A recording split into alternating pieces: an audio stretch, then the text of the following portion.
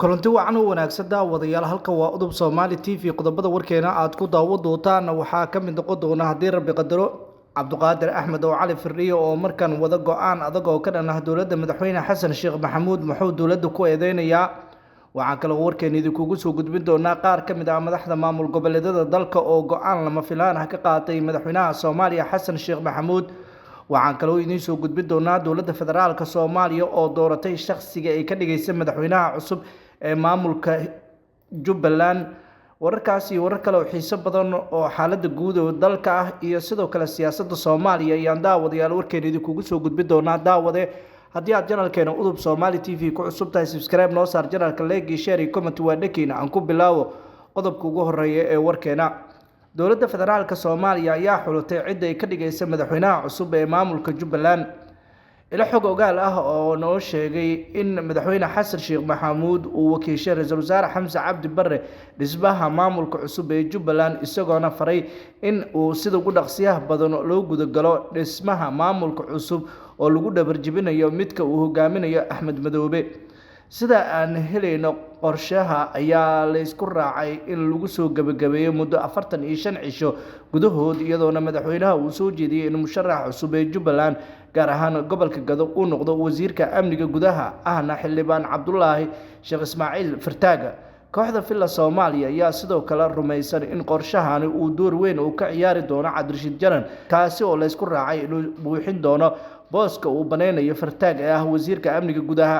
Janan oo shalayto kulan la yeeshay waxgaradka gobolka Gado ayaa sheegay in haatan wixii ka dambeeya oo gudageli doono dhismaha Jubbaland cusub oo ku xiran tahay in ay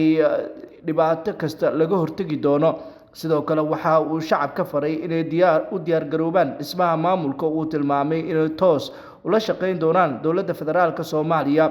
toddobaadkiian waxaa dhibaatooyin xoogan ka jiray xaaladda siyaasadeed ee Soomaaliya iyadoo madaxda dawladda federaalka Soomaaliya qorshahooda ugu weyn uu yahay inay ka adkaadaan madaxweynaha maamulka Jubbaland Axmed Maxamed Islaam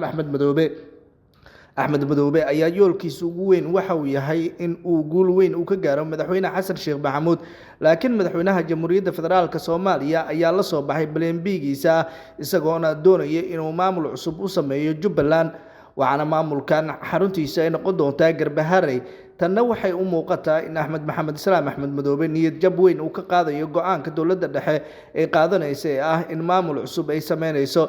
dawladda madaxweyne Xasan Sheekh Maxamuud ayaa yoolkeeda ugu weyn waxa uu yahay in isbeddello cusub ay la timaado isbeddeladaasina ay ku doonayso in ay saameyn ku yeelato xaalka siyaasadeed ee dalka madaxweyne Xasan Sheekh Maxamuud ayaa labadii maalin ee la soo dhaafay waxa uu waday dardargelinta kulamada uu la qaadanayo qaar ka mid ah waxgaradka beelaha dega gobolka Gado isagoona sidoo kale qancinaya dhammaanba beelaha kale ee deegaanada maamulka Jubbaland waxaana uu madaxweyne Xasan Sheekh Maxamuud uu sheegay in talaabo kasta oo la qaadayo ay noqon doonto mid isbeddello waaweyn lagu sameyn doono xaaladda dalkuna ay noqon doonto mid go'aamo adag laga qaadan doono wax kastana ay noqon doonaan kuwa go'aamo midaysan ay sameyn doonaan madaxda dawladda federaalka Soomaaliya ra'iisul wasaaraha Soomaaliya Xamse Cabdi Barre iyo sidoo kale wasiirka amniga gudaha iyo Cabdirashiid Jaran ayaa saddexdoodaba waxay yihiin kuwa doonayay in isbeddello cusub ay la soo baxaan isla markaana isbeddeladaasi ay noqdaan kuwa go'aamo muhiim ah lagu gaari doono xaalka siyaasadeed ee Soomaaliya talaabo adagna loo qaadi doono sidii wax looga bedeli lahaa isbeddelka siyaasadeed ee maamulka Jubbaland cusub Jubbaland cusub ayaa waxaa diidan qaar badan oo ka mid ah siyaasiyiinta heeb ahaan ay isku heebta yihiin Axmed Maxamed Islaam Axmed Madoobe dhammaantoodna waxay rabaan in go'aanka Axmed Madoobe la taageero isla markaana dawladda dhexe go'aamadeeda laga soo horjeesto go'aamada dawladda dhexe ayaa waxay yihiin kuwa la doonayo in wax waliba laga gudbo isla markaana carqalad kasta ay noqoto mid xal waara loo helo saacadihii la soo dhaafayna waxaa taagnaa culays aad u xoogan oo dawladda federaalka Soomaaliya ay saareysay qaar ka mid ah hoggaanka sare ee maamulka Jubbaland iyadoo hoggaanka sare ee maamulka Jubbaland ay u muuqanayaan inay talaabooyin adag ay qaadi doonaan waxaana talaabooyinkaasi ay noqonayaan kuwa xalka madambeysa looga gaarayo xiisadaha kala duwan ee mararka qaarkood ka jira deegaanada maamulka Jubbaland deegaanada maamulka Jubbaland ayaa waxaa ka socda kulamo aad u xoogan oo looga soo horjeedo hoggaanka maamulkaasi oo lagu magacaabo Axmed Maxamed Islaam Axmed Madoobe ayaa yoolkiisa ugu weyn waxa uu yahay inuu tallaabo adag u qaado tallaabadaasina ay noqon doonto mid uu ku culaadinayo dowladda federaalka Soomaaliya. dhinaca kale Cabdiqaadir Axmed oo Cali Firdhiye ayaa hadda waxa uu wada go'aamo ka dhan ah dowladda madaxweyne Xasan Sheekh Maxamuud saacadihii la soo dhaafay beesha dhulbahantay iyo sidoo kale beesha Warsangeli ayaa kulamo isdaba joog ah yeelanayay. kulamadaasi ayaa dhammaantood looga hadlayay xiisadaha kala duwan ee hadda jira iyadoona beesha dhulbahantay yoolkeedu ugu weyn uu yahay in maamulkeeda la dhaqan geliyo isla markaana lala dagaalamo maamulada Somaliland iyo Puntland. maamulada Somaliland iyo Puntland ayaa yoolkooda ugu weyn waxa uu yahay maamulkan ay sameysay dowladda dhexe in gebi ahaanba ay burburiyaan isla markaana ay qaadaan tallaabo adag oo ka dhan ah dowladda madaxweyne Xasan Sheekh Maxamuud. inkastoo dowladda madaxweyne Xasan Sheekh Maxamuud ay hamigeedu uu yahay sidii ay ku dhisi lahayd isbedel cusubna ay ku heli lahayd maamulka waqooyi bari Soomaaliya. maamulka waqooyi bari Soomaaliya ayaa saacadihii la soo dhaafay waxaa la sheegay in culayska ugu xoogan uu kaga imaanayo maamulada Puntland iyo Somaliland oo wada dhaqdhaqaaqyo ciidan oo aad u xoogan oo ka dhan ah hoggaanka sare ee maamulkaasi.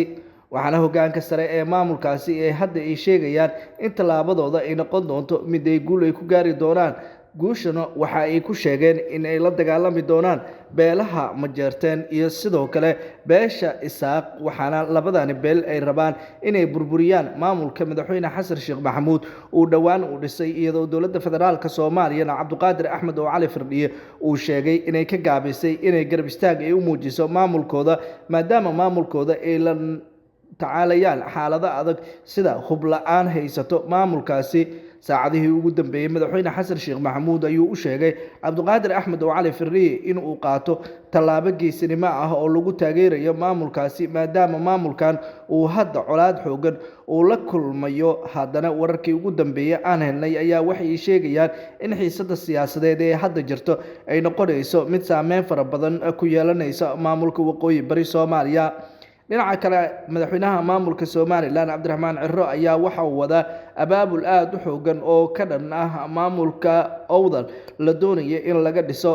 saacadihii la soo dhaafay madaxweynaha maamulka Somaliland Cabdiraxmaan Ciro ayaa kulamo isdaba joog ah la qaatay qaar ka mid ah saraakiisha ciidamada maamulka Somaliland isagoona u sheegay in saraakiishu ay waajib ay ku tahay inay ka qayb qaataan dagaalada lagu ciribtirayo maamulka Awdal isla markaana maamulkaasi haddii uu sii socdo oo dhibaato xoogan uu ku noqonayo maamulkiisa.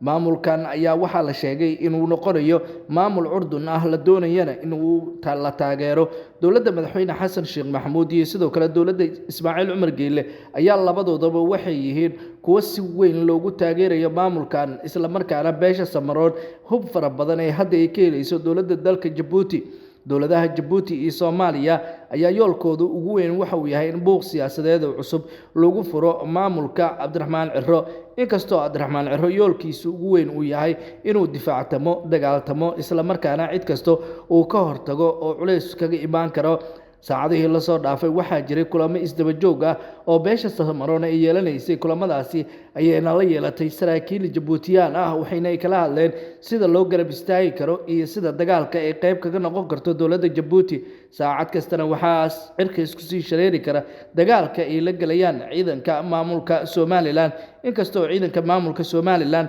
yoolkooda ugu weyn uu yahay inay ka guuleystaan beesha Samaroon. guud ahaan daawadayaal warkii waad ka daawanayseen janaalkeena Udub Somali TV waana geynta daawaday. haddii aad janaalkeena ku cusub tahay subscribe noo saar janaalka, like, share, comment waa dhankiina. waa mahadsantihiin. nabadgelyo.